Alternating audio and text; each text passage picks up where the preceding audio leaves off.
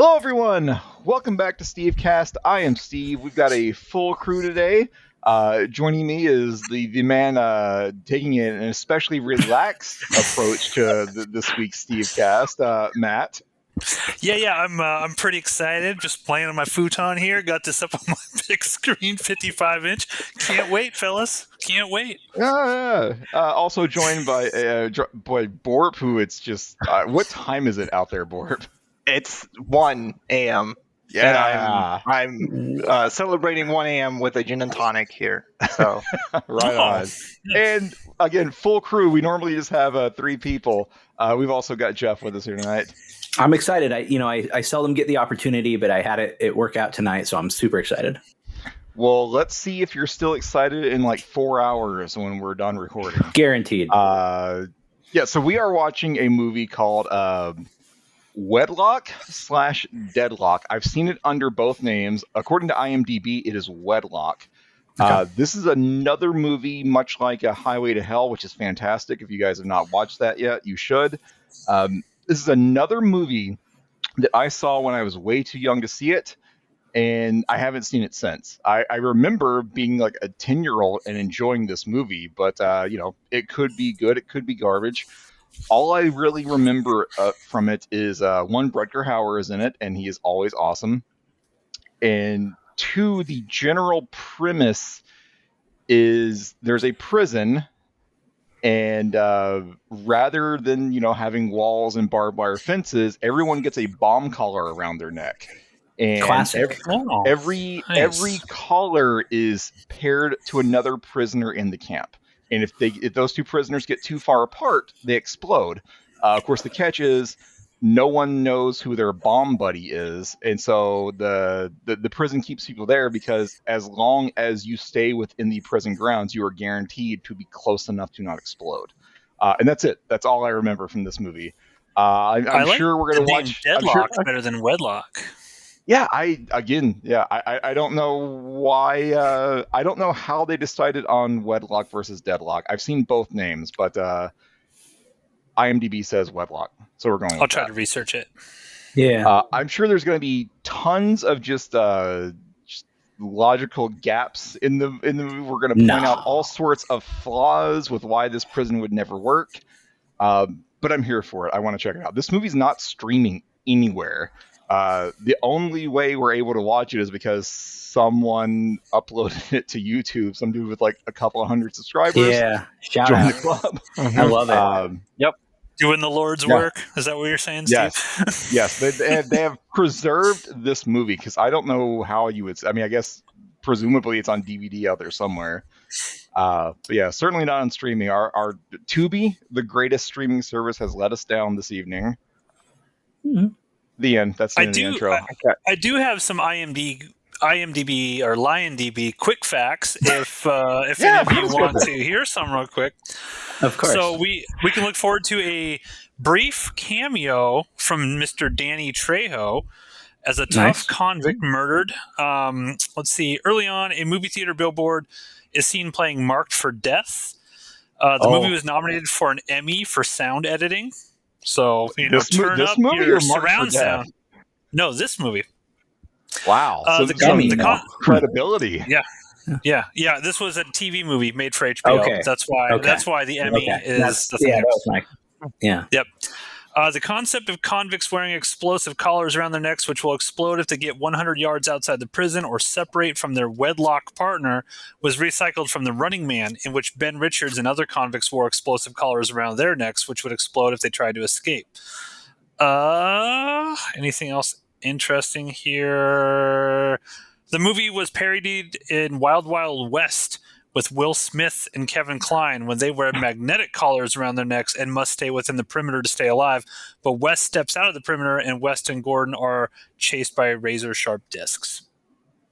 There's your fun facts. So, was that a parody or just happened to be that 2 movies had the same rough idea? LionDB says it was a parody, Steve. So, I think that's why IMDb. Yeah, someone made that up. Someone watched both these movies and is like, there's got to be something there. I'm just gonna fucking write it down. Yeah, I know. I'm ready to push play. I've been trying to watch this movie for a Stevecast for like 4 months, and it just hasn't happened. Okay. Borp. I gotta admit, right before or up until this point, when you explained what the movie is, I thought we were watching 1989's Warlock. That's what I read in the Good Discord. movie. Yeah, I was Warlock excited. is fantastic. Rest Yeah, in I was- peace, Julian Sands. Yeah, I just exactly. watched something with Julian Sands in it the other day. What was that? Boxing I Helena. can't remember. No, it was something. Borf got it. Well, I watch that like once a month at least, of course. Jesus Christ. All right, the way Stevecast works, we watch movies in chunks. So when we push play, we are going to watch the first 20 minutes of the movie. We're going to pause. We're going to come back and discuss what we've seen. Watch another 20 minutes of the movie. Lather, rinse, repeat until we're done. I'll post a link in the chat. We encourage the 4 people that watch this to follow along with us and also watch the movies in chunks and come back to the discussion. Anything else before we push play on this sure to be fantastic film? Yeah, what was the reason you've been trying to watch this movie in particular for 4 months? Like, what is this just a kid thing that you remembered it as a kid? Yeah, I saw it when I was a kid. Yep. I liked it when I was a kid. I have no idea if it holds up. I have not seen this movie in probably 30 years. Mm-hmm. Well, as we have learned from Full Moon Fridays, sometimes our childhood memories are lying to us. They're not as good as we remember them being. So we'll see. Hopefully, it's not a Transfer 6 situation. Oh God, worst fucking movie I've ever seen. Anyways, guys, I am pushing play in 5, 4, 3, 2, 1. And they get a day in the floaters. All right, let me set up for this. Oh, okay. Yeah. Yep. Gonna take it serious. We are back. Gotta take it real seriously now. Okay. We are back. We watched the first 20 minutes of Wedlock. So far, the movie has not let 10-year-old Steve down. I'm into it. I like this setup. Our main cast of characters in the beginning of the film, anyway, are Rutger Hauer, Joan Chin, who I don't recognize from anything else, and the replacement Raiden, James Remar. Mm-hmm. They are a group of jewel thieves, and we see them don various disguises throughout this heist. They show up to, I guess, I don't know, some jewel exchange place wearing, I assume, culturally appropriate garb. I have no idea what to call these outfits. They sneak off to the bathroom to pull these uniforms off, and they've got janitor's outfits under it. Joan Chin, who I don't know what these characters' names are, so I'm just referring to them by their real names. She has already snatched a diamond necklace. Noelle is her name, by the way. Noelle. All right, so Noelle has already snatched a necklace and is wearing it. And James Remar and Rutger Hauer are like, "What the fuck? You're going to give us away?" But she's like, "Nah, it'll be fine." And so they put on their gender outfits. They knock out some guards and they begin drilling into a vault full of safety deposit boxes full of diamonds and jewels and whatnot. But James Remar jumped the gun and accessed the vault before Rutger Hauer could cut the alarm, and so now the police are on the way, so they have to quickly grab the diamonds and go. But they thought ahead for this as well, because under their jumpsuits, under their gender jumpsuits, were also police uniforms. They're layers. They're wearing layers. Yeah, it was going to be a cold day. They dressed in layers.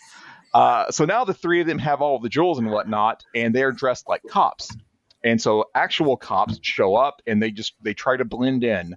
But one of the cops notices that Noelle is wearing the diamond necklace and begins to call her out on it. It's like, "Oh, hey, wow, the uniform requirements must be really different down at, I don't know, precinct 123." And Noelle's like, yeah. And then, there is no precinct 123. And then James Remar puts a gun to the back of this cop's neck and blows out the front of her throat and kills her. And so now, this group is on the run from the real police. Rutger Hauer gets separated from Noelle and James Remar. They all end up escaping. Rutger. We don't really see what happens with James Remar and Noelle outside of they just drive away and apparently successfully escape. Rutger Hauer, meanwhile, goes through a tunnel And the police are waiting for him on the other side of the tunnel, and so he rigs the car's gas pedal to just ram them. And they think he's in the car. They open fire on him, but of course he's not there. He escapes through the sewer system, meets back up with Noel and James Remar. Now, Rutger Hauer and Noel were in a relationship apparently. Like they talk about being engaged. Rutger Hauer gives her a ring. But double cross, it turns out sucks on Noel, her finger first. Don't forget that. He sucks on her finger, and then slides the ring on. Yeah. But it's a double cross. James Remar and Noel have been a couple for some time. They were planning on double crossing and killing Rutger Hauer. And they try, but according to Rutger Hauer, they missed all his vital organs. Missed his lungs, missed his spine, missed his heart. They just did like superficial damage with these point blank gunshots from James Remar and Noel. That's a little hard to believe. Those squibs really blew up all over on his chest. I mean, somehow Rutger Hauer returned. And so the next cut we see is like we're on a prison van, like a prison bus being transported to a prison. All of the prisoners have been blindfolded, and they're told, okay, you can remove your blindfolds now. And so they get to this camp called Camp Holiday. It is run by Warden Holiday, and he exposes them to the rules of the prison. You're all going to wear these bomb collars. Every bomb collar in here is linked to another person within the prison. If you get more than 100 yards away, both of your collars will start beeping and ultimately explode. As long as you stay within the prison confines, you'll be safe. Why exactly? No one. Certainly this has to come into play down the line, right? So let's say Jeff and I are in this prison and we each got a bomb collar on. I'm like, fuck you, Jeff. And I just go sprinting for the thing. Like, you got to be friends with the person that you're like bomb collared to, right? Otherwise you both will explode. You don't. That's the thing. Like, no one knows Jeff's who their muted. bomb You're buddy muted, is. Jeff. Sorry, yeah, you don't even know who you're talking to, right? It's all you understand it's to be like a female, right? Because you're in the one prison and they're in the other, so you understand that much, but you have no other idea who they are. Yeah, that's the thing. Like the warden tells them, you will have no idea who your bomb buddy is. Therefore, the two of you can't plan to escape together. Yeah. So yeah, that's the setup. We get this like drill sergeant prisoner guy who I guess is he's a prisoner. He's got a bomb collar on, but he's also kind of like running things for Warden Holiday. And he lines everyone up, gives them the rules of the prisons. Like, you're not allowed to use your names anymore. I will give you an alias essentially that's a color. So Mimi Rogers, her name is now Ivory. Rutger Hauer, whose real name I still don't know in this movie, he is given the name Magenta, and it's meant to be like you could tell if like it's meant to be an insult to him. And at one point, like very soon after this, he introduces himself. I don't want to be Mr. Pink. some other job is Mr. Pink. He introduces himself by his real name, which somehow I still missed. Hold on, I'm looking it up. Frank Warren. Frank Warren. All right. So Magenta introduces himself as Frank Warren and is immediately like cracked in the back of the head by like the drill sergeant prisoner. He like quickly kind of sort of befriends another prisoner who goes by Teal, and I don't know. I assume I don't remember Teal, but I assume he's going to be a thing the rest of the movie. Otherwise, this scene introducing him was kind of pointless. Right. But Teal is working on some new water thing that will shut off your water if you use too much of it in your house. Okay, the warden is Ned from Groundhog Day. That's where I recognize him from. Yeah. Okay. Yeah. Warden Ned Holiday is what we'll call him from now on. Warden Ned Holiday, Rutger Hauer just sat down to do his job that was assigned to him, and he gets to sit down for like 3 seconds, and then he gets called to the warden's office, and the warden gives us some plot. And Rutger Hauer is very much like, this is cruel and unusual. You're a sadist. You shouldn't be doing this. But the warden like gives us some background. It's like, oh hey, how convenient. Your partners that double crossed you thought they were going to get away with all the diamonds, but you, being the smart guy, hid the diamonds before you regrouped with your friends. And so now I assume now the part of the movie is going to be other people want to know where Rutger Hauer hid the diamonds, and that is where we're at. Thank you for that, because I missed that entire part. I know you did. I'm very aware that you missed all that. I'm into this. I like this so far. I think it looks great. I think it's everything looks pretty legit as far as movies go. Like, I think that like I think it looks legit. I'm super interested in this. I'm not being like, oh man, this sucks. I wish we would have turned it off. Yeah, I think they've done a really good job with like the set design and costuming so far. That's something I think a lot about in with movies that are set in the future or in the past, or in an alternate. Like how much storytelling are they doing with the sets? I think they do a good job here. I'm starting to remember. Sorry, go ahead, Matt. Oh, I was going to say, I think this is cool for a number of reasons. Just to plug another show here on Outpost Unknown, my friend Jeremy and I do Exhuming the X-Files, and we watch an X-Files episode, and you get a bunch of like the supporting cast being like people you recognize. You don't really necessarily know their names, but it's like, oh, okay, they're good performers. And it kind of elevates everything around it. And so as we're watching this, we're like, oh, I've seen that guy before. Oh, I've seen that person before. And it's like, okay, and they're all acting pretty good. And I like that they did this thing. This is a small thing for me, but I like that it's kind of timeless because it didn't give a set date. Like this is 1997. It's sometime in the future. So this could be literally like it could be literally come out today, and it's sometime in the near future. So I like that kind of like timelessness of it, because I watch like Predator 2 or something. It's like 1997 Los Angeles, whatever. Totally, and it kind of dates it. But so I like that aspect. So far I'm into it, Steve. Yeah, I like this quite a bit. I'm starting to remember. I think even as a kid, I was thinking like, would this prison like actually work? Like I remember thinking like, why wouldn't you step across the line, let your collar beep, and then just go back to prison and ask, hey, whose collar beeped? You? Okay, we're escaping today. We're just walking out of the prison. I remember thinking that. I also wondered like, why not make whatever the colors are linked to? Why not just make that link to a thing in the center of the prison so there's no possible escape, even if you had a buddy? These are all things that the answer to the question of why is this the way it is because there wouldn't be a movie otherwise. Yeah, because we thought we had a cool idea. It's just like watching The Purge. Like it's a cool idea, but if you think about it for more than 5 minutes, then it all kind of falls apart. Yep. But yeah, I'm into this. Unless you guys have anything else to say, I'm ready for another 20 minutes. I just want to say, Joan Shen plays Josie on Twin Peaks. Oh, okay. Owns Never watched Twin Peaks, so she's still just Noelle to me for the rest of this movie. Anyways, guys, I'm pushing play in 5, 4, 3, 2, 1. And they get a day in the floaters. All right, minutes 20 through 40 of Wedlock.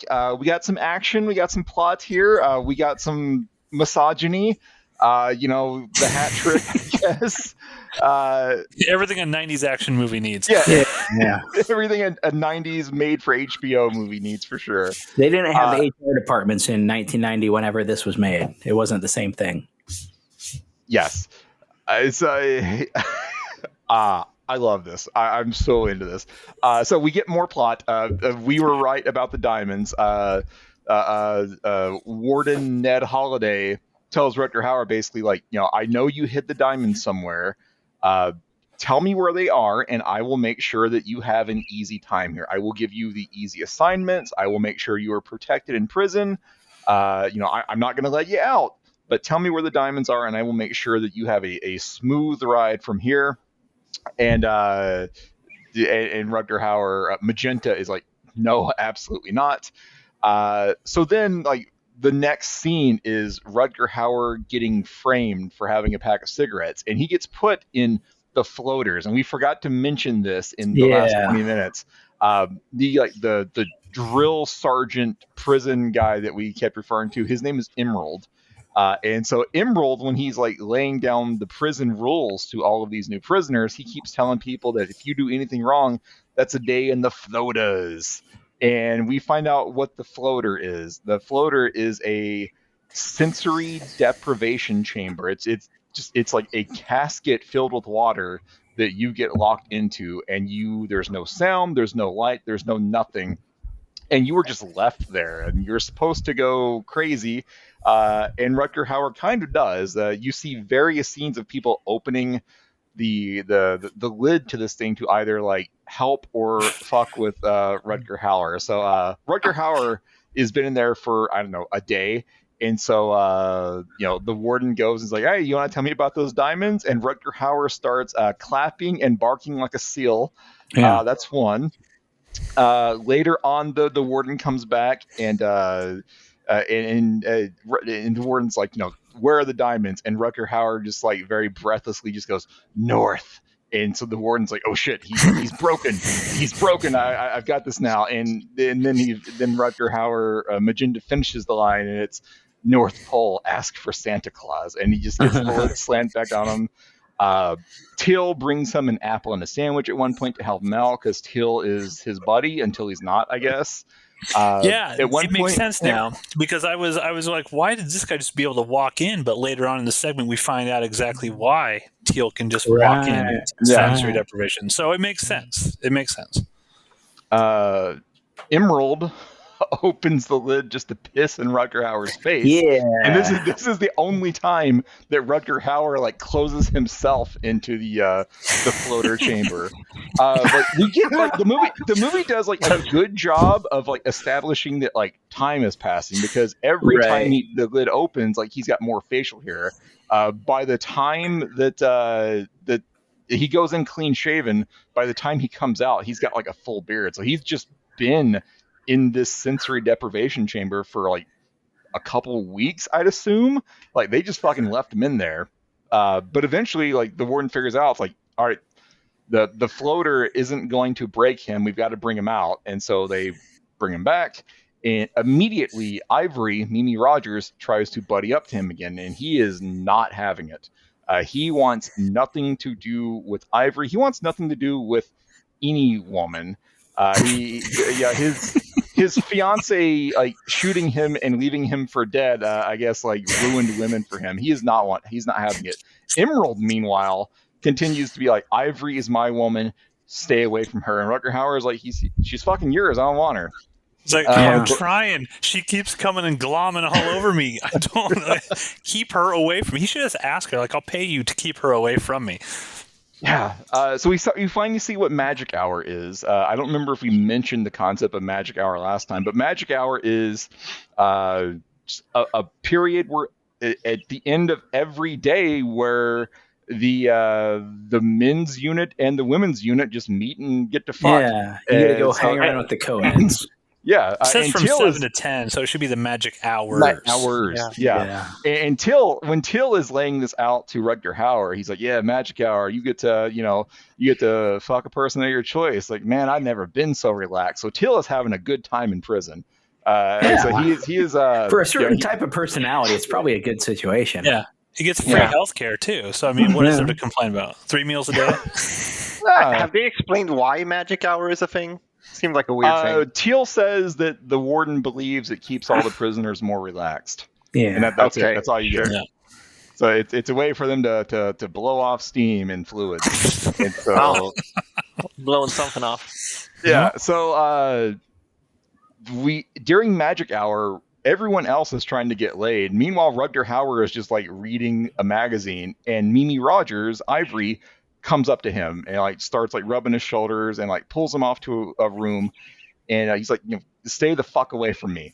And Mimi Rogers just lays it out for him. He's like, look, I basically like traded sexual favors to a guard to find out who my bomb body wedlock partner is, and it's you. So you and I together can just walk out of this prison and we will be fine. And Rutger Hauer is like, 1, leave me the fuck alone. 2, I'm not ready to believe what a guard told you while he was, getting off. And so Rutger Hauer just pushes Mimi Rogers off, and it's like, leave me the fuck alone for like the 5th time. And Mimi Rogers like will not take no for an answer. So we cut to the next day, and Rutger Hauer and Teal continue to work together and be friends. Mimi Rogers comes back again, and Rutger Hauer's, leave me the fuck alone. But Emerald shows up this time, and Emerald is trying to means lay no, claim. Mimi. Yes. God. Yeah, I mean, come on. Emerald is trying to lay claim to Ivory. He tells Rutger Hauer, "It's like, I told you to stay away from her," and Rutger Hauer's like, "I'm fucking trying. I don't want her. She is all yours." But Emerald basically challenges Rutger Hauer to a fight in the yard, and this is something that you're apparently just allowed to do at this prison. You can just have fights out in the yard. So later on that night, Rutger Hauer is he's trying to build a device that will sabotage Emerald's collar. He sits I've got this thing that if I put it on his collar, it'll, I don't know, generate some sort of pulse that will harm him in some way. It's not necessarily trying to blow up the collar, just I want to stop it. And so Teal comes over, and Rutger Hauer wants to test this thing out. Obviously this isn't meant to be fatal because Rutger Hauer is kind of a pacifist. He just wants to test it out, just give Teal just a little bit of a zap to make sure his thing works. And so two things happen here. One, Rutger Hauer starts telling Teal "Hey, you've been a good friend to me. If I don't make it, I want you to go and chat with a friend of mine." And Teal is like, "Oh, is this the friend with the diamonds?" So while that conversation, and Rutger Hauer just brings this up, he never actually says who the friend is. So he didn't completely pay off that story. He's like, "I want you to go see this friend," and then he stops the story there because he tests out his little device on Teal's collar and finds out that Teal's collar is not actually working. It's not actually active. And so Rutger Hauer immediately realizes that Teal is a plant. Teal is someone who was put in the prison specifically to try to get on Rutger Hauer's good side and get this information out of him. So Rutger Hauer almost just kills Teal in here. Yeah. But ultimately, again, pacifist. He stops. He controls himself. Goes to bed the next morning. He wakes up in the dormitory alone. Everyone else is already outside in the yard waiting for this fight. The inmates have been taking bets on who's going to win, and if, according to Teal, no one's betting on Rutger Hauer. I've seen Blind Fury. I would bet on Rutger Hauer. And so they fight, and it is not a fair fight at all.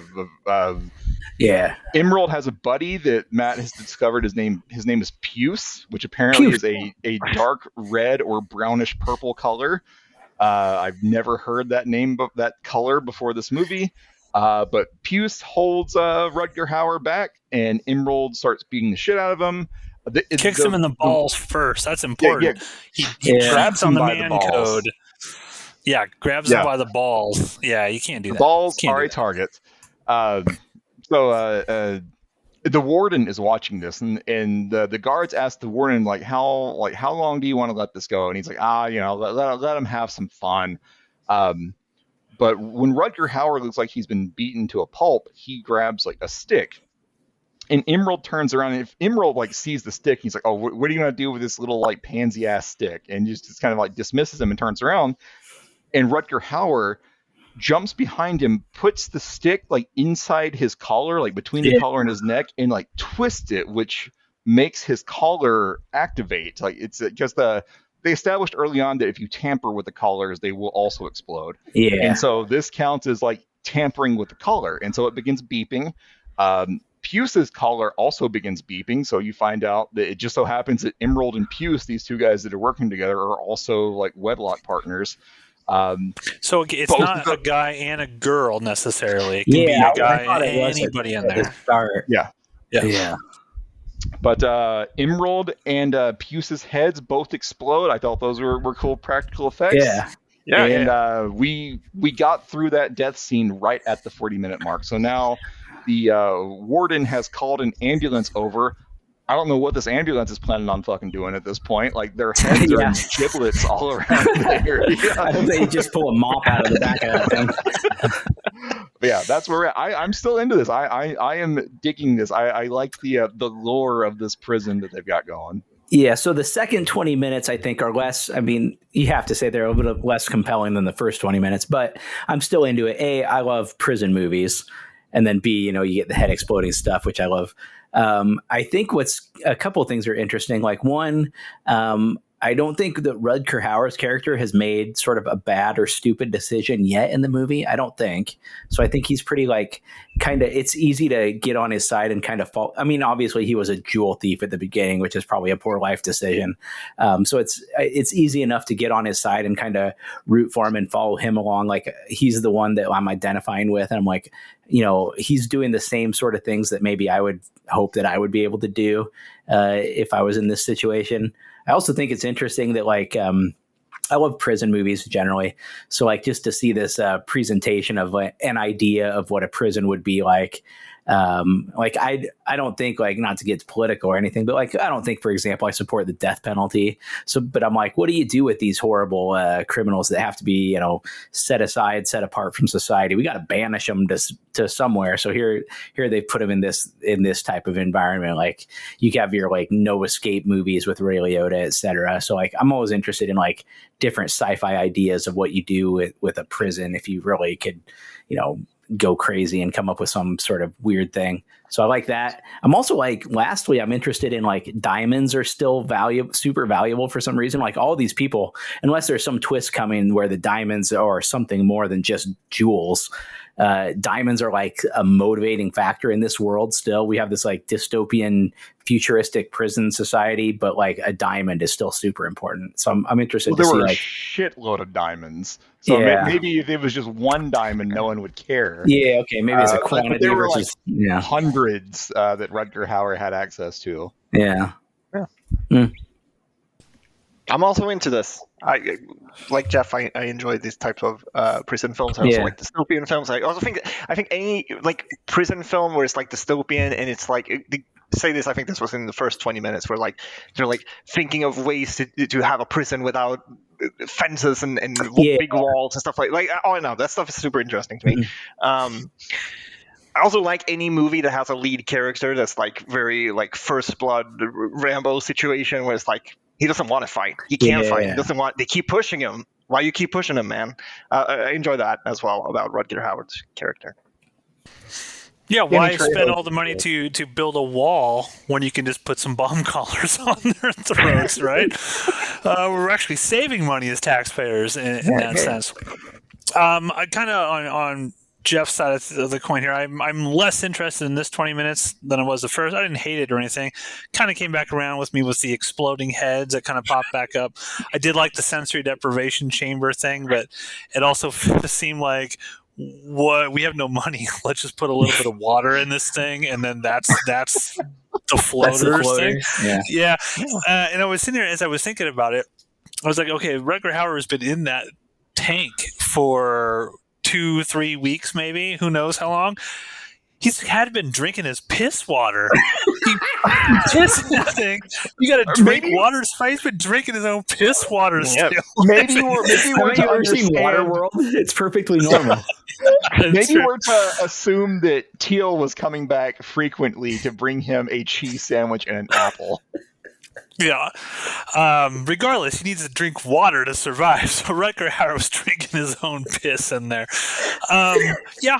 I mean, I'm still happy to be watching it. We've seen stuff on the Stevecast before. We're like, oh my God, we want to bail after the first 10 minutes of the movie. I'm still into this. I'm curious to see, is the entire movie going to just be people trying to find out what the diamonds are? I mentioned this as we were watching. It's I feel like there's just the way that Rutger Hauer is portraying himself in this is kind of maybe not simple-minded, but just kind of a simple, humble, hey, I'm a pacifist. I don't really know about things. I don't want to get into violence. That moment when he almost killed the snitch makes me think he's going to rage out and murder tons of people or something like that. Because why would he care so much that guy? Yeah. He could have been like, oh, you're a snitch. He tried to smack that guy's head into that sort of metal tube or whatever. He was raged. So I feel like there's something hidden about his character that we have yet to see. So that's my prediction. Something's going to happen. Rutger Hauer's going to flip a switch and go nuts. I don't remember if you're correct or not. But maybe we'll find out in the next 20 minutes of Wedlock. Anything else before we push play? He was drinking his own piss. I also predict that something will happen. Thank you. Thank you for your contribution. All right, push and play in 5, 4, 3, 2, 1, go. And they get a day in the floaters.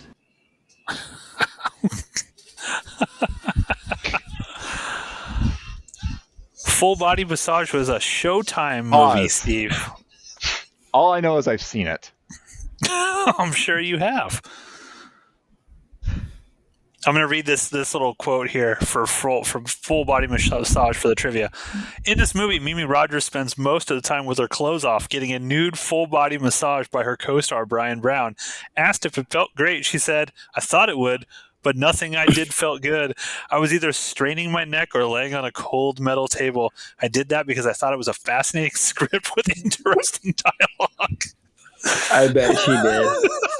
And that is our opening discussion of minutes 40 to 60 of Wedlock. So as you can tell, Matt was just IMDbing Mimi Rogers and telling us about his favorite movies that she has starred in. And no, Steve. Let's be fair, Steve. You said Mimi Rogers, best movie was Full Body Massage. I'm like, what the hell is that, Steve? And you're like, I had Cinemax when I was a kid. Do you have the video of that? I don't think you do. I can get it. When this is over, I can download it. No, I'll change the password on this. Okay. Anyways, minutes 40 to 60. So at the end of the last 20 minutes, we were like, why the fuck is the warden calling an ambulance? These people's heads have exploded. What is he going to do? Well, it turns out the ambulance was for Rutger Hauer. Apparently, he was so beat to shit by Emerald that the warden, Doc Holliday, whatever, wanted to get him to the infirmary. So he gets loaded into the back of an ambulance. And then Mimi Rogers jumps into the driver's seat and drives away. And so Rutger Hauer is like, what the fuck are you doing? But then they drive past the line. When you're past the line, you don't know for sure that you're within 100 yards of anyone anymore. But their colors don't start beeping. And so he's like, fuck, like she was right. She's actually my Wedlock partner. And now me, the super misogynist that I am, I have to continue traveling with her. So that we get a car chase. So the movie has gone from a prison movie to like a people on the run movie. Yeah, we started with a heist movie, then it was a prison movie, now it's a road movie.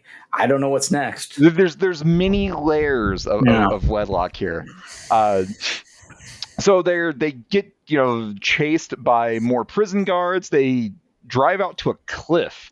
And Rutger Hauer is like, fuck, we got to quit. Mimi Rogers is like, absolutely not. And so she jumps off the cliff into the river below. And Rutger Hauer, like, now doesn't have a choice. Like, if he stays behind on the top of this cliff, his head's going to explode. So he has to jump off as well.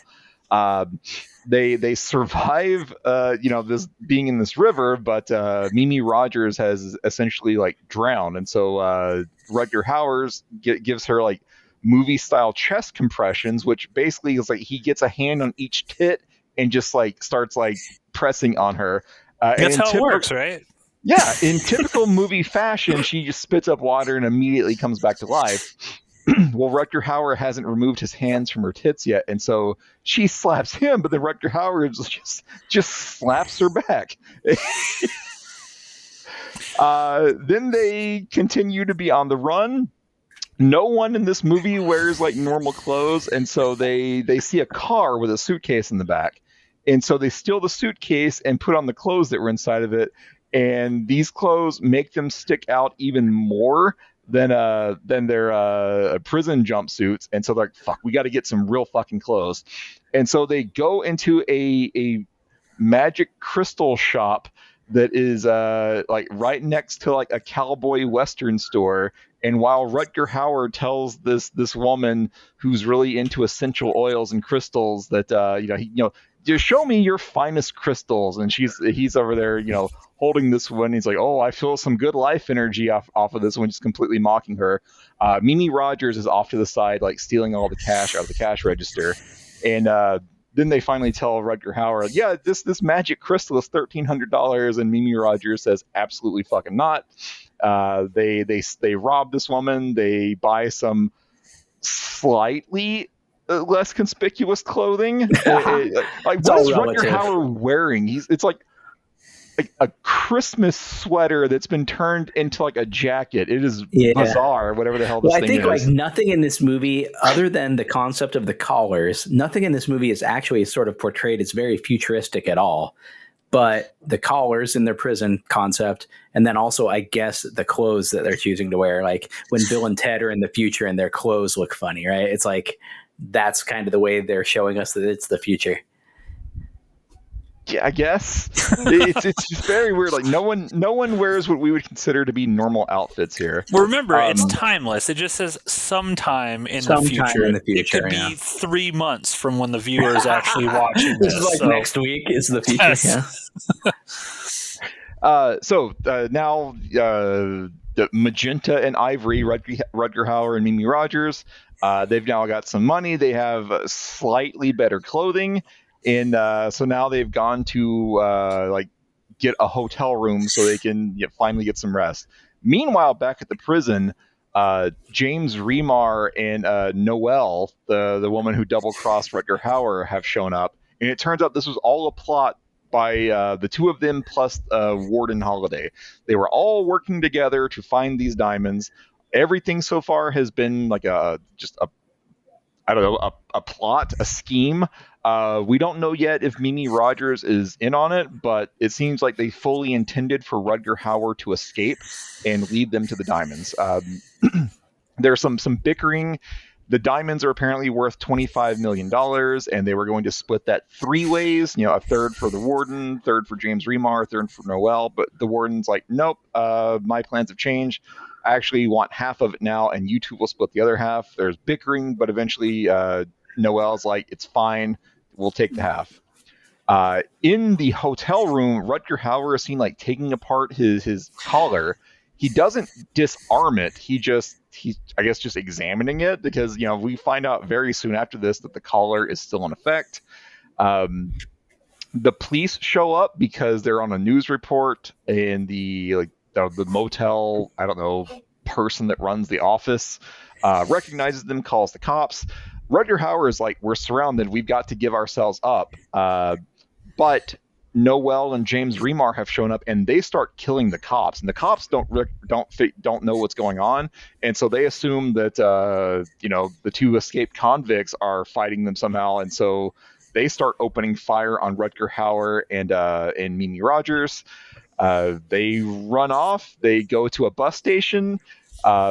And then they get separated, and this is where we find out for sure that the bomb collars don't have to be within the prison grounds to work, because Mimi Rogers sees a cop, and so she hides in the luggage compartment under the bus. And Rutger Hauer sees another person that he thinks is Mimi Rogers get on that bus, and they drive off. Wearing the exact same outfit. Yeah, conveniently wearing the same outfit down to the head covering. It's very strange. But he sees the Mimi Rogers doppelganger and assumes that's her. And so the bus with what he thinks is Mimi Rogers on it drives away. And so he gets onto another bus and puts a gun to the bus driver's head and is like, follow that bus, follow that car. They catch up with one another. And then he sees the doppelganger get off this bus and get on another bus. And this time Rutger Hauer catches up. And so he gets on the bus with her, and he thinks, oh, finally, I'm safe. Meanwhile, back on the bus where Mimi Rogers was trapped in the luggage compartment, she gets out, sees Rutger Hauer driving away.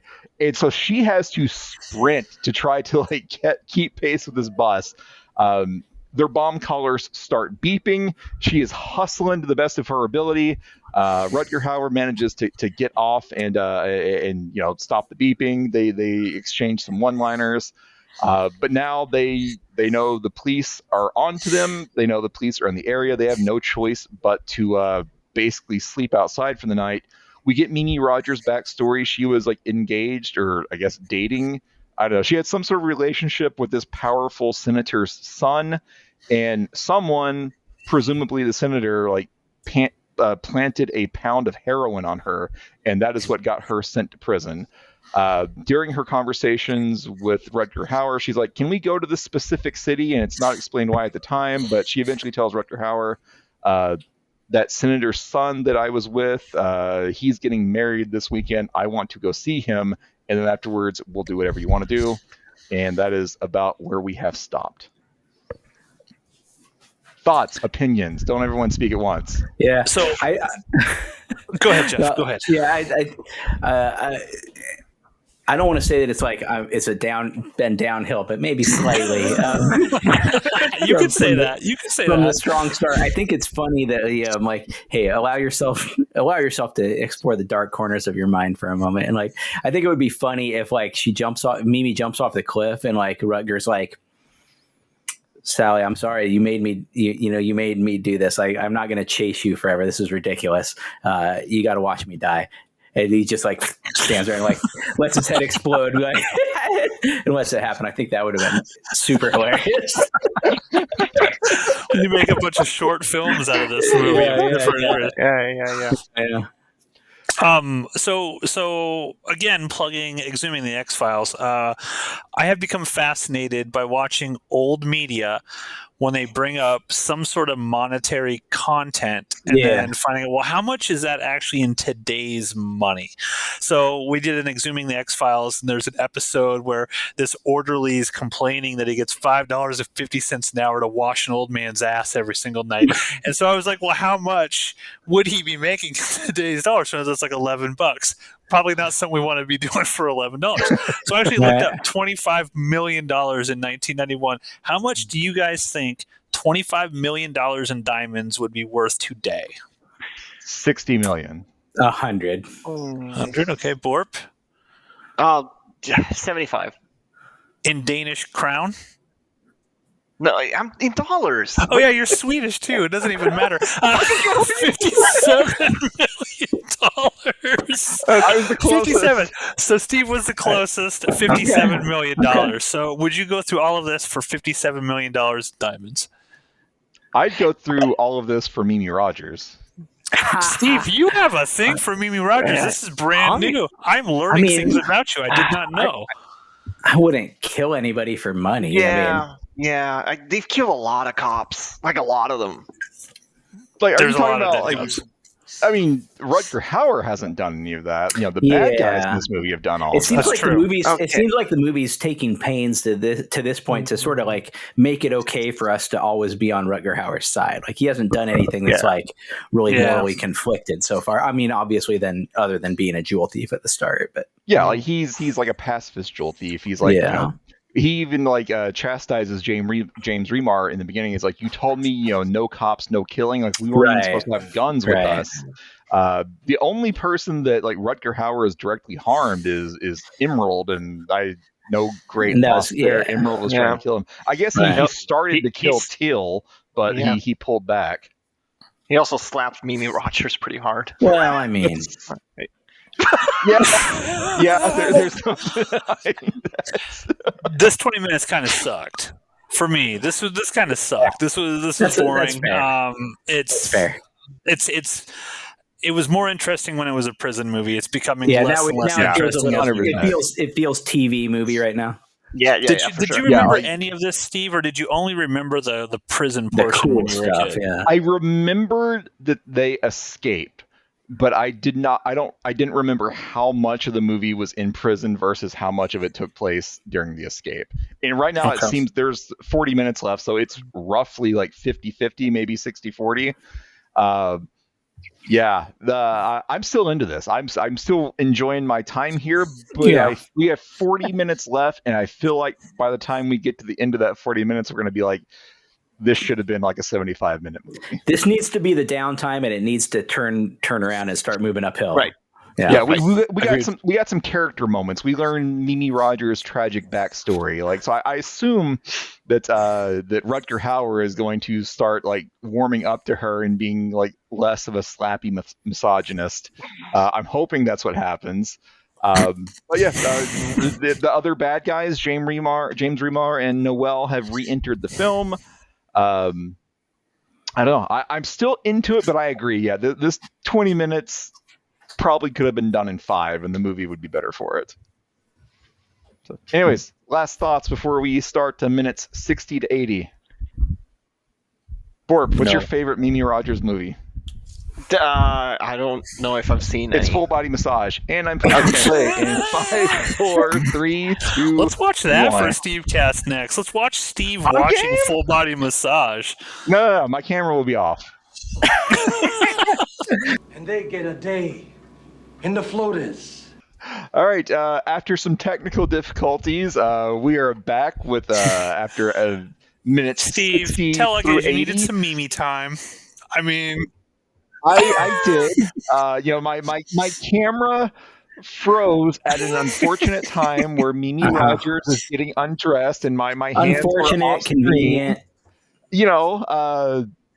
It is what it is. I needed a moment. I took that minute, and we're good now. We started a new recording. Everything's clean and good now. Anyways, I forgot like what happened during the first like 15 minutes of this. This is probably the worst 20 minutes of the movie. Like, we're spinning our wheels here. Our wheels. I was I was starting this movie on a high point, and it is not. Matt's just holding up a white just screen saying, to his hell camera. yeah, Jasper is the second FBI agent from Die Hard. Confirmed. Okay. Well, he's also in Street Fighter the movie as Balrog. So there you go. I can see it. Yeah, I can see it. What happens during this 20 minutes? Like, where did we leave off at? Like, they end up they go to her fiance's wedding, because her whole thing is like this whole plot point does not need to be in this movie. This is real side quest material here. This is like we committed ourselves to like a 100-minute movie, but we've only got 80 minutes worth of material. But she wanted to go. She was like adamant, like, I want to go and confront my former fiance, because once I got sent off to prison, he just never contacted me, never did anything. And they steal a boat, and she forces Rutger Hauer to go find this fiance, because like they're on a boat, and she just jumps off the boat and is like, I'm not moving, and you can't leave because of our bomb color. So he's finally like, fuck it, let's go to the fucking fiance. And so they just crash this wedding. Rutger Hauer just walks into this wedding and kisses a random woman, and she's like, "Do I know you?" And he's like, "Oh yeah, I'm that guy that you met years ago." He's like kind of causing. He's trying to mingle so that Ivory, Mimi Rogers, can go and confront her former fiance, and so she does. And I guess the story is basically like, his dad planted drugs on her to frame her and get her out of his son's life and sent her to prison. And but dad told the son that he just gave her money so that she would leave. And so she's heartbroken. She slugs the guy. This is all completely divorced from our diamond heist plot, right? This has nothing to do with anything. None of this needs to be in the movie. This movie could have been like a tight 75 minutes, but they threw in this ex-fiance side quest. So I assume just because they felt they needed another like chase sequence or something, because she gets detained by security, and they take her down an elevator, but they won't let Rutger Hauer on, and so they their bomb colors start beeping, and she's telling the guards, like, I'm an escaped prisoner, this is a bomb around my neck, I have to go and meet up with my buddy. And they don't believe her, but she convinces them to like call in to the police station, and they confirm it, and they're suddenly like, fuck, there's a bomb here. And so they freak out, and so everyone's running away from her. Her bomb's about to go off, but Rutger Hauer like slides down like a scaffolding like window washer cable, I guess, and they That's what that reunite. cool jacket's for. Yeah, he uses his ridiculous jacket to like keep from like melting his hands sliding down this cable. We find out that Mimi Rogers is in on it. We were wondering, like, is she innocent in this? Is this all convenient? But no, she calls the warden and is like, I agreed to get him out of prison. I did not agree to like travel all over the fucking country with him. And the warden's like, nope, keep to the plan, keep to the plan. And I will send James Remar and Noel to find you two. And once we get the diamonds, they have been instructed to take the collars off of both of you, and presumably, like, Mimi Rogers just gets to go free. So yeah, every Rutger Hauer's like opinions towards women, he's been right so far. Unfortunately, this movie has a message. I'm not saying it's a good Sounds message. like that's what you're saying. Would you say it's a based message, as they call it? All of the women in this movie continuously screw over Rutger Hauer. But they end up hooking up. They get in the back of like a newspaper truck and bang. And that's, once Mimi Rogers' pants started coming out, that's where my screen froze. And I used the time to do what I needed to do. That was so funny because I'm like, why is Steve not saying anything? He's not talking at all. I look over and it's just Steve like frozen with like his hand down by his crotch. Like, what is going on? He's frozen. Perfect. You do what you got to do. And so like now, like Frank Rutger Hauer and Mimi Rogers are a couple. Mimi Rogers is like now struggling with. They're going steady. Like, would you like in the old days you used to give them your ring or your pin or whatever. Hey, would you merge your bomb block neck brace collar with mine? Will you go steady with me? I mean, if Mimi Rogers asked you that question, I had no idea Yeah. Steve was such a Mimi Rogers fan. Jeez, this is like Is it true? A bit, you get to wonder about that. I feel forever. It's true. You knew about full body massage. I feel it's true. I got the internet. I had Cinemax growing up. Anyways, so like now, like Ivory and Rutger Hauer are a couple, and now like they genuinely like each other. And Ivory is like struggling with her conscience. Like she goes to like presumably call the warden to like check in again, but she hangs up the phone. But then James Remar and Noel show up and basically tell her, hey, we're the bad guys of the movie. Where are the diamonds? And Mimi Rogers, Ivory, actually lies because Rutger Hauer has told her, my friend Jasper has the diamonds. But Mimi Rogers lies and says, I still don't know. I need more time. So she goes back to Rutger Hauer. There's a moment where she's like, Rutger Hauer, I need to tell you something. And she's about to confess that, she's a bad guy. But Rutger Hauer, after having sex with her one time, is like, no. She thinks like she's about to confess like that she loves him or some shit. Uh-huh.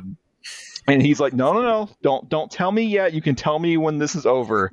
And then their friend Jasper shows up, presumably with the diamonds. I don't know. I'm paused at an hour and 20 minutes, and it's just Rutger Hauer and Jasper sitting in this car. Yeah. That gorilla grip will have you not thinking straight. So I understand where Rutger Hauer is in his headspace, but I think that also like nodding along with what Jeff says. Yeah, there's only a short amount of time left, so I'm wondering if Matt's theorizing so far that there's going to be some sort of reveal where Rutger Hauer's character is a little more savvy than he's been letting on, and I feel like time is growing short. You still think that's in the? We're here at the point. This is the last segment before the finale here, so we're at the prediction stage of Stevecast. Yeah. So all of us got to go around. We got to predict how this movie ends. I'm still going to stick with Rutger Hauer is going to show some sort of savviness. I think him and Mimi Rogers are going to get the diamonds. They're going to go live happily ever after. He's going to shower her naked body in diamonds. And I don't know what the conflict's going to be between James Remar and that girl, and I don't know how that's going to resolve. A gunfight of some sort is what I'm predicting. And yeah, they ride off in the sunset. That's my prediction. Well, I'll go next, and I feel like Matt's probably got it pegged. But I will add on that I feel like that feels to me a little bit disappointing. I hope it's something different from that, but I think he's probably right. Or I would agree with that. I also think I'm gonna go against the grain here and say I think it's too late for there to be like some Rutger Hauer master plan here. Yeah, I don't think that is a reveal fair. that's going to happen. That's fair. yeah, I'm with Borb. I don't remember, but I get the impression that Rutger Hauer just really is this naive and changed his complete opinion on women because he got sex one time. I would like it if if Rutger Hauer reveals like, oh yeah, I knew from the beginning that you all were setting me up and you've all played into my master plan. I don't think we're getting that. Like, I fully expect him to forgive Mimi Rogers and they live happily ever after. But I think he was in the dark on all this. Okay, we'll see. And James Remar and Noelle just get killed, is what I'm assuming. Yeah, probably. She probably like turns on James Remar because that's her entire character. Is she double crosses? They got to somehow put the bomb collars on James Remar and that other girl, right, and get them separated so their heads explode.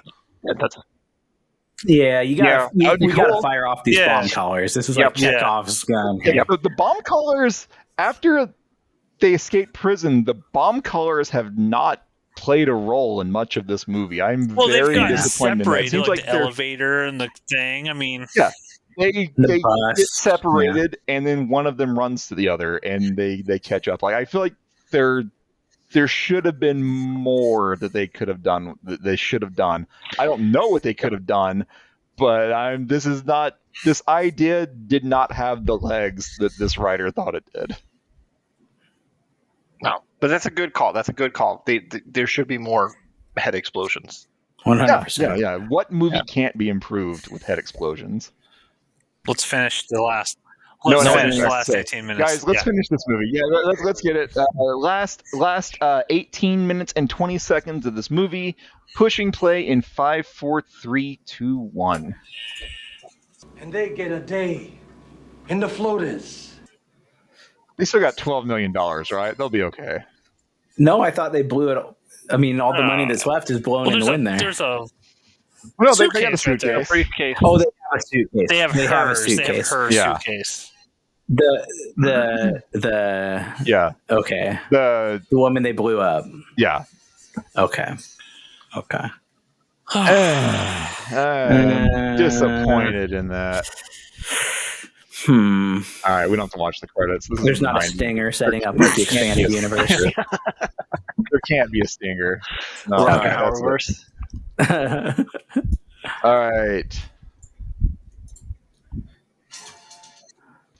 All right. We are back. We have finished the final 18 minutes of Wedlock.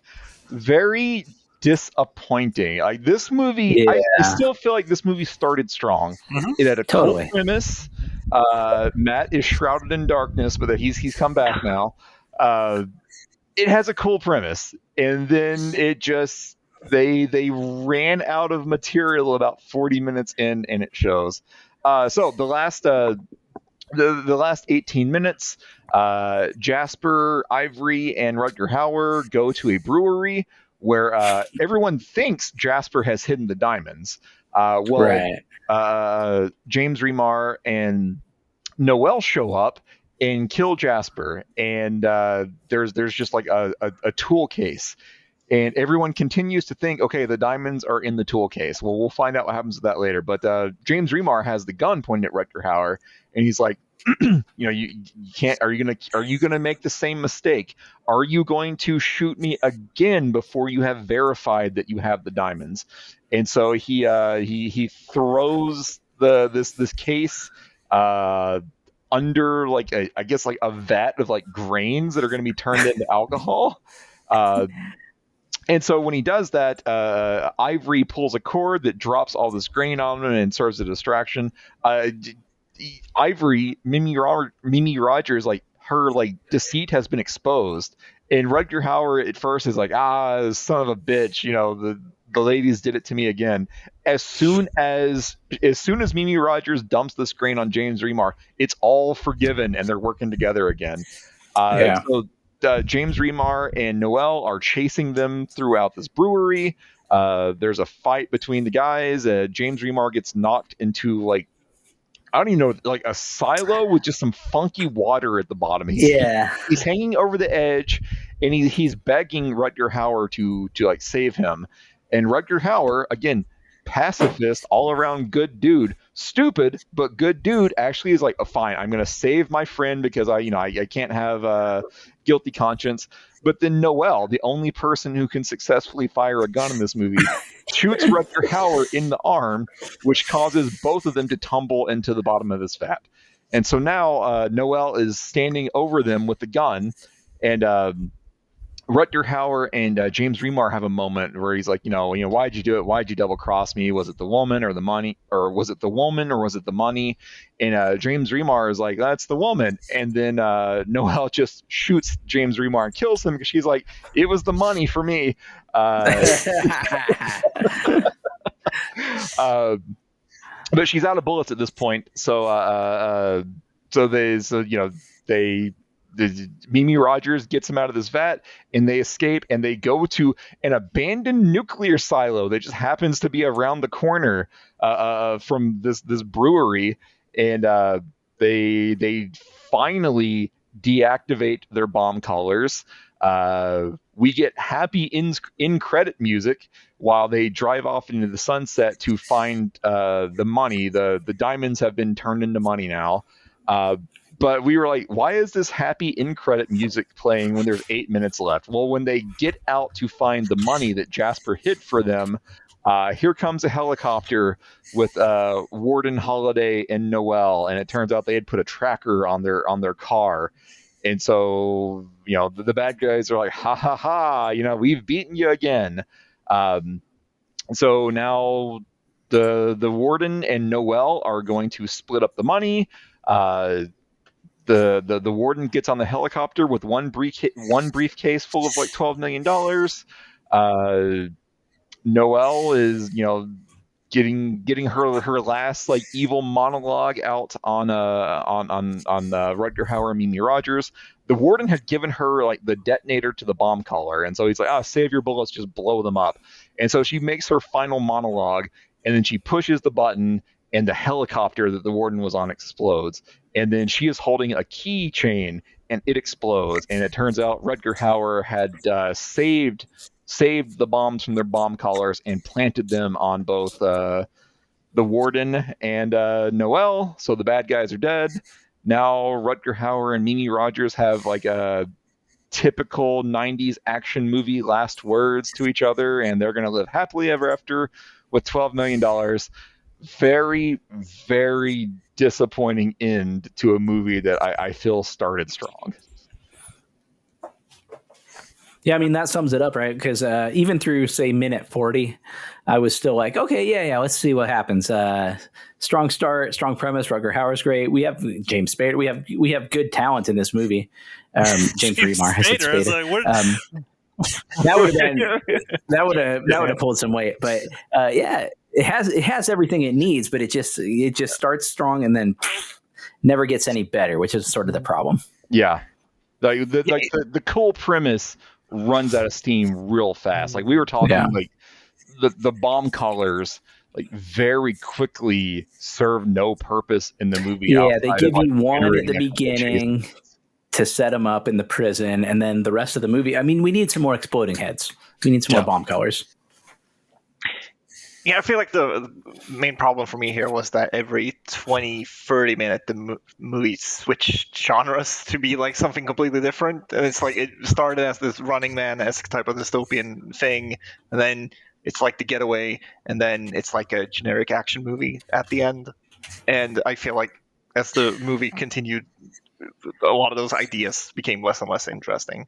But I don't know. I thought it was all right still. All right. I thought this sucked. What I will say about a movie like this is I think the Stevecast concept works well for a movie like this because it documents our disappointment as it goes, right? So it's like super excited. This is pretty good. And then the next 20 minutes, it's not the best. And the next 20 minutes, ooh, yeah, we're spinning our wheels. And then boom, boom, boom. So you get like the full arc of the human experience as you're watching these types of movies. Yeah. And so I like the Stevecast in that format, because if I would have just watched this on my own, I would have just immediately forgotten everything about it and moved on with my life. Whereas I can really dive down and be like, I enjoyed the communal experience with you fellas. Didn't like this. I agree. The first 20 minutes I thought had potential. I didn't really care for the next 20 minutes. I kind of, at that point, I felt like we were heading down. And that's why I'm like, I wasn't a big fan of the second 20 minutes, and it just got worse from there. Missed opportunities all around. I think Rutger Hauer, they needed to make him smarter than everybody in this. Like, pull the rug out from everybody at the very end and make him like, actually, you fuckers, I knew this the entire time, and blah, blah, blah. I wish they would have done that. And he's like a bumbling fool. We were asking, we were hoping, like, hopefully it turns out Rutger Hauer has some master plan here. Yeah. He did not have a master plan. It's just like he successfully convinced Mimi Rogers to not kill him, and therefore everything worked out in the end. Yep. Yeah. Steve, do you remember what young Steve thought was so, like, Mimi Rogers? We established that Mimi Rogers. Mimi Rogers. Yeah. I honestly, like, when I think, like, all I remembered from this movie was like most of the prison stuff. So I think I had it in my head that this was probably like an hour of them in the prison, and I knew they escaped at some point. In my head, I probably thought it's like an hour of them in the prison doing cool shit, and then like a 20-minute like escape scene at the end. Like, I think that's probably what I was thinking this movie was, and it turned out the first 40 minutes are like a heist and prison stuff. And the rest of the movie is just Rutger Hauer and Mimi Rogers running around trading quips. Could you have... That did not need to be 80 minutes. Could you have made a full feature with this premise alone just set in the prison? And the end of the movie is them escaping the prison successfully and getting away? Like, could you have done that?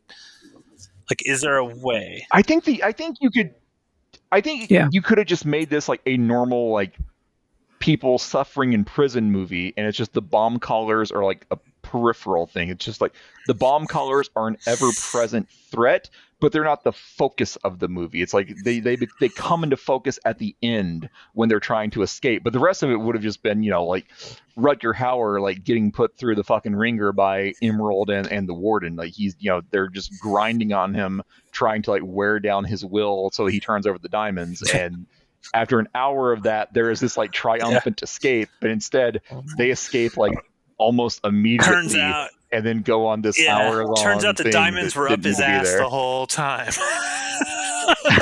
and all they need to do is a full body cavity search. The whole prison pocket. Yeah. No, I didn't like this one. Sorry, Steve. Wasn't my jam.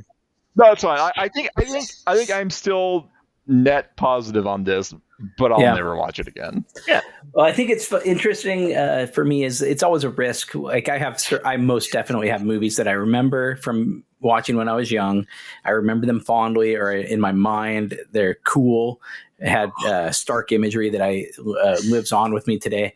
But it's always a crapshoot. It's like a risk. It's a risk, frankly, to go back and revisit some of those, unless you're certain. And you're talking about like, Raiders of the Lost Ark or something where you're just, that it's great. If you go back and revisit something that you liked as a kid, but that you haven't checked out as an adult, it's a crapshoot. You might be like murdering positive memories that you have. You might be murdering positive emotions that you have. So you got to almost decide for yourself whether you want to take that risk and going back and revisiting something like this. Highway to Hell is fantastic. Highway to Hell sometimes they're great. Is the other movie that I thought, 10-year-old Steve loved Highway to Hell. Let's watch it for a Stevecast. And Rachel and I loved it. Like, it is legitimately like a good time.